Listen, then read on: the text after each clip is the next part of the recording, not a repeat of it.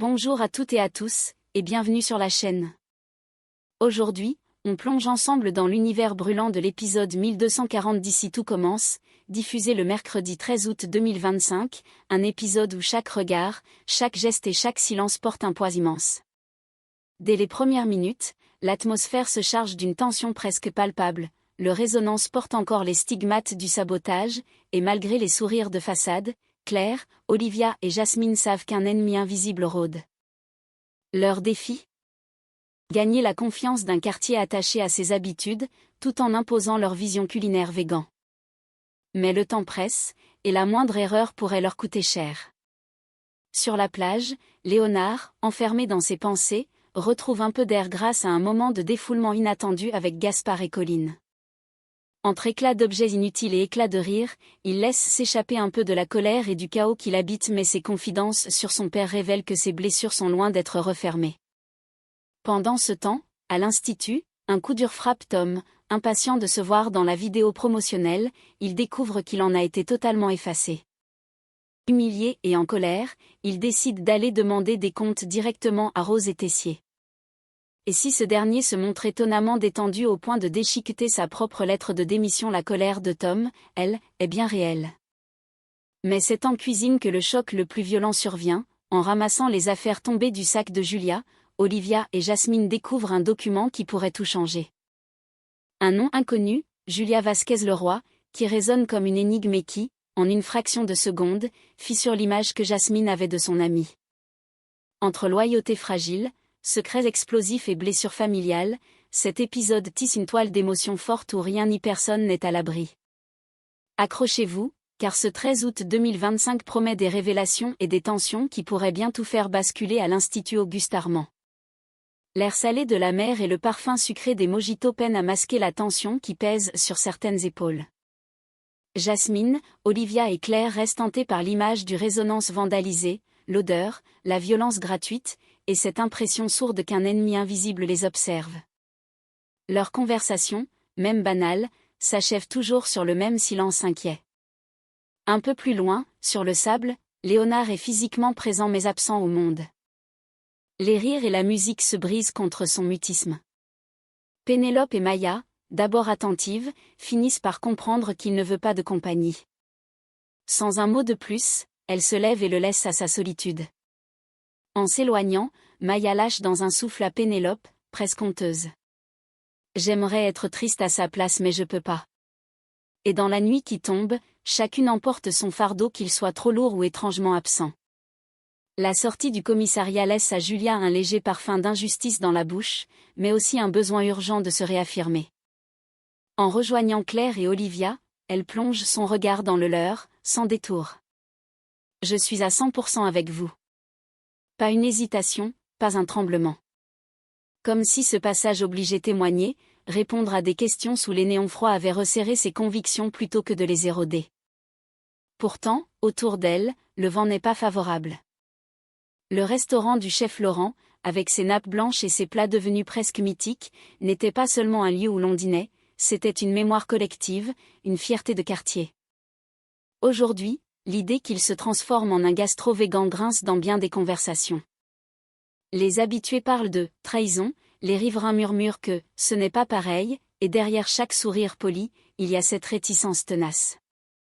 Dans ce climat de résistance sourde, Claire, Olivia et désormais Julia savent qu'elles avancent sur un fil et qu'il leur faudra plus que des recettes inventives pour conquérir ce public attaché à son passé.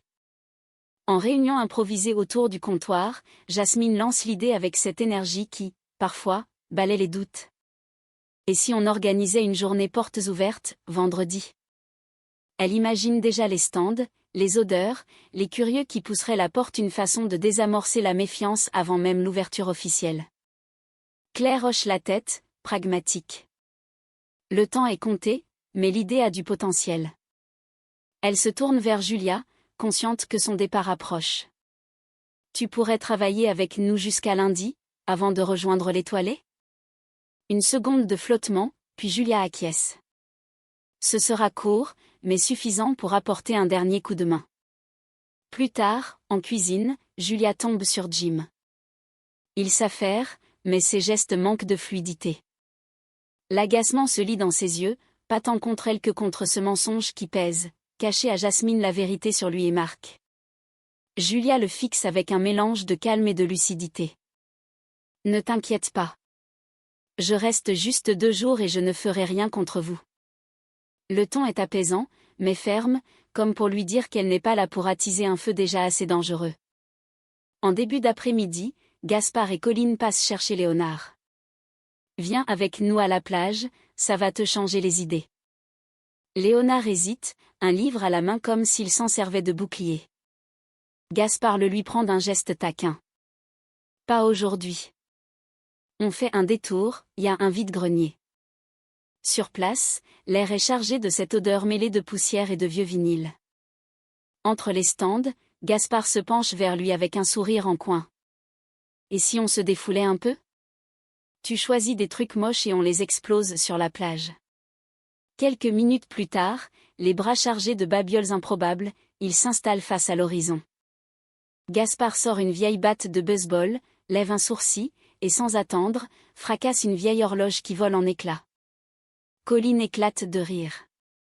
Léonard, d'abord réservé, finit par s'y mettre. À chaque impact, une tension invisible se relâche. Quand le dernier bibelot se brise en 1000 morceaux sur le sable, Léonard souffle, presque surpris de ce qu'il ressent. Merci, mission réussie. Son sourire est discret, mais il en dit long sur le poids qui vient de tomber de ses épaules. En marchant le long de la plage encore marquée par leur exploit de l'après-midi, Léonard ralentit le pas. Son regard se perd sur l'horizon, comme s'il cherchait à mettre de l'ordre dans le tumulte de ses pensées.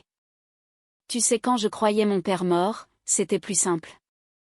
Je ne pouvais pas le décevoir, il n'y avait rien à prouver, rien à réparer. Maintenant c'est le chaos. Il s'interrompt, triturant le sable du bout de sa chaussure. Gaspard l'observe en silence, un pli grave au coin de la bouche. Ses yeux trahissent une compréhension profonde, presque intime.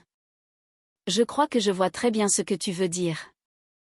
Répond-il, la voix plus basse. Pas besoin d'en dire plus pour que Léonard comprenne que, derrière ce calme apparent, Gaspard cache peut-être ses propres blessures familiales. L'espace d'un instant, ils partagent un silence lourd mais pas pesant. Le genre de silence où 2 histoires différentes trouvent un écho commun. La vidéo promotionnelle de l'Institut Auguste Armand vient tout juste d'être publiée sur les réseaux. Les images sont léchées, le montage rythmé, on y voit Pénélope, Milan, Kelly, Billy et Enzo en pleine action, le sourire aux lèvres, incarnant l'excellence et la créativité de l'école. Mais en visionnant la vidéo, Tom blêmit. Il attendait impatiemment de se voir à l'écran et réalise, stupéfait, qu'il n'apparaît pas une seule fois. Coupé du montage, comme s'il n'avait jamais participé. La déception se transforme vite en colère.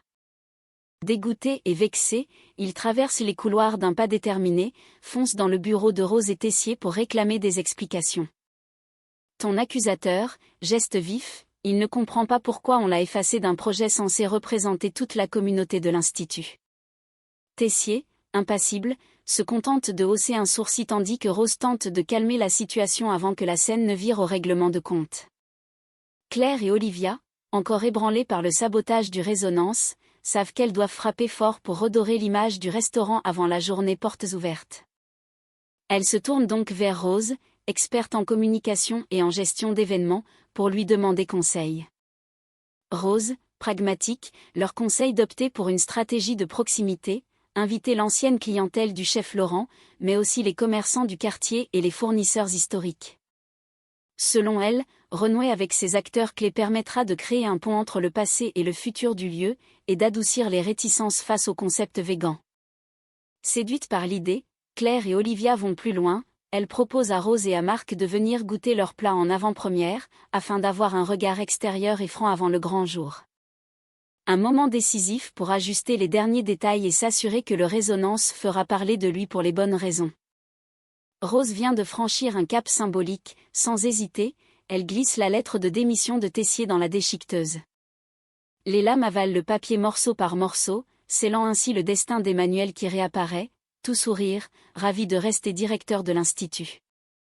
Visiblement, Tessier a complètement changé d'avis et assume son revirement avec une décontraction presque provocante. Et pour couronner le tout, il donne son feu vert au clip promotionnel de l'école. Certes, il avoue le trouver un brin niais, mais dans le fond, il semble satisfait de l'image que cela renvoie et heureux de garder la main sur son royaume. Alors qu'elle s'affaire en cuisine, Olivia et Jasmine font accidentellement tomber le sac de Julia. Le contenu se répand sur le sol, et parmi les affaires, un document attire leur attention, la copie de sa déposition à la gendarmerie. Olivia se fige, mais c'est Jasmine qui, en lisant, ressent le véritable coup de massue. Sur le papier figure un nom qu'elle n'a jamais entendu auparavant, Julia Vasquez-Leroy. Le cœur battant, Jasmine relève les yeux vers elle, incrédule. Mais c'est quoi ce délire? En un instant, l'image qu'elle avait de Julia vacille. Derrière cette révélation inattendue, un lourd secret semble prêt à éclater et à tout remettre en question. Et voilà cet épisode 1240 d'ici tout commence se referme en nous laissant au bord du siège, le souffle suspendu. On a traversé avec les personnages un tourbillon d'émotions, la douleur muette de Léonard, le poids des rancunes et des blessures familiales, la frustration brûlante de Tom effacé du clip promotionnel, et surtout cette bombe inattendue autour de Julia, dont le véritable nom Julia Vasquez-Leroy ouvre la porte à un passé que personne n'avait vu venir. Rien, dans cet épisode, n'est anodin.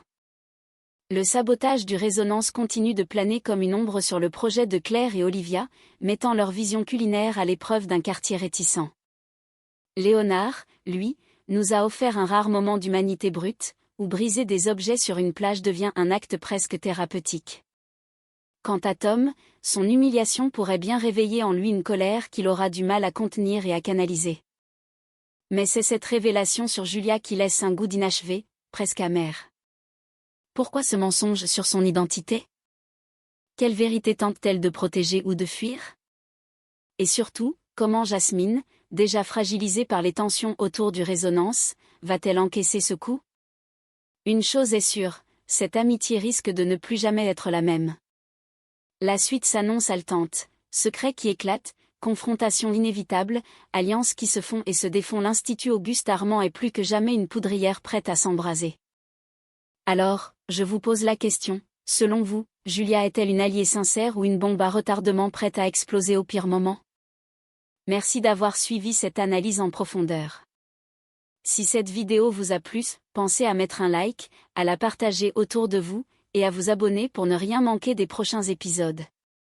On se retrouve très vite pour découvrir la suite et croyez-moi, ce qui arrive pourrait bien tout changer.